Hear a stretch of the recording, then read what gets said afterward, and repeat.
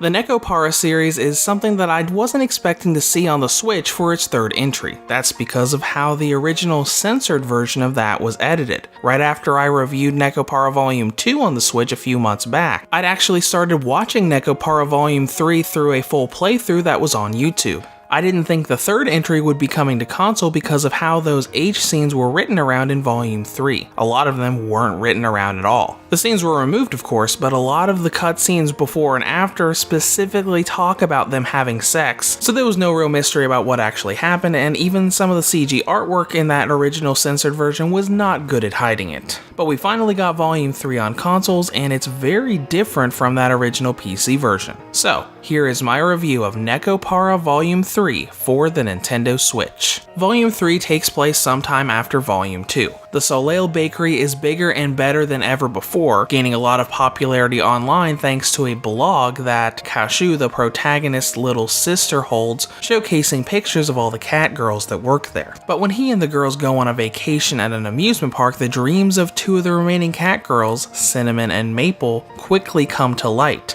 With this new information, Kashu dives a little bit deeper and wants to help them achieve their dreams. The best part about this game's story is the actual story and how much of it there is. In Volumes 1 and 2, it felt like the focus was more on the relationships between Kashu and the different cat girls, and the actual story taking a back seat. There was definitely a story in those games, but it felt like it was constantly being pushed to the side in favor of all of the cutesy let's get romantic scenes with the cat girls, and of course the original sex scenes that followed. This game is the opposite. The story takes the focus for almost the entire game, and most of the lovey-dovey romance stuff don't happen until the very end when all of the Catpanion events start happening. Let's also talk about how this game was changed both from the original game and the original censored version. As I said in the intro, the original censored version did a really bad job of writing around all of those H scenes. They removed them, but a lot of the dialogue before and after specifically talked about stuff like Chocolate and Vanilla being obsessed with sex, or the protagonist being a quote-unquote beast during those events we didn't see. But the console version feels like a completely different game. Not only did they do a much better job of writing around those scenes, but they actually replaced them with completely different events, complete with their own voice work and new CG artwork that looks just as beautiful and fits right in with the rest of the game. When it comes to gameplay, Nekopara Volume 3 is a visual novel with romance elements built in, just like the previous two games. As such, when you play through the game, you're going to be reading through various cutscenes and events, just enjoying the story and the romance involved.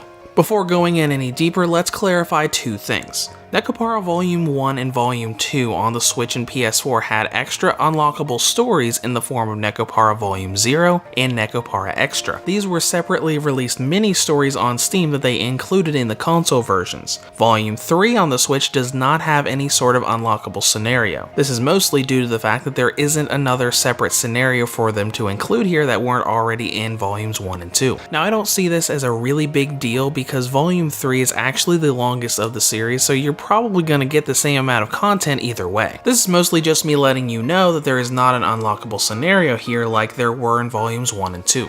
The other is the clarification that no further censoring was applied to the Nintendo Switch version of this game. The PS4 versions of Volume 1 and I believe Volume 2 had the chest bounce feature completely disabled for their console releases due to Sony's new censorship policies. Just like the previous releases on the Switch, this chest bounce feature is still there and fully functional. Now, when you're progressing through the game, it's pretty typical for a visual novel and is the same way you progress in the previous games. There aren't any real choices or interactable segments that affect the story and ending, so you're basically just reading through and enjoying the story, but you do still have features like creating save files, auto-advancing and skipping text, and viewing artwork and music that you unlock as you go through the story.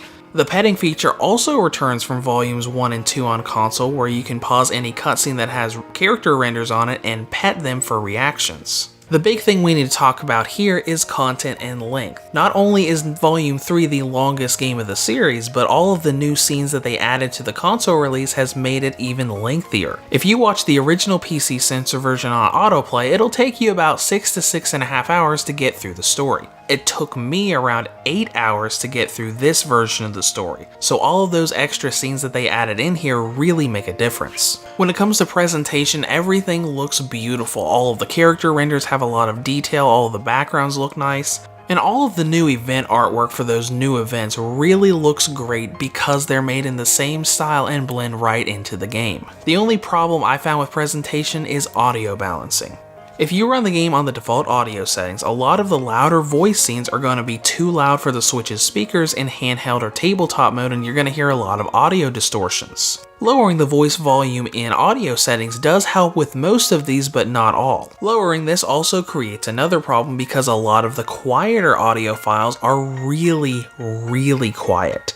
There's no good balance. You're either going to have audio files that are way too loud for your speakers, or you're going to have audio files that are so quiet you can't even hear them. But let's get out of that and into battery life, which is exceptional as expected. Nekopara Volume 3 has a battery range of 4 hours and 26 minutes on high settings, up to 5 hours and 27 minutes on low settings.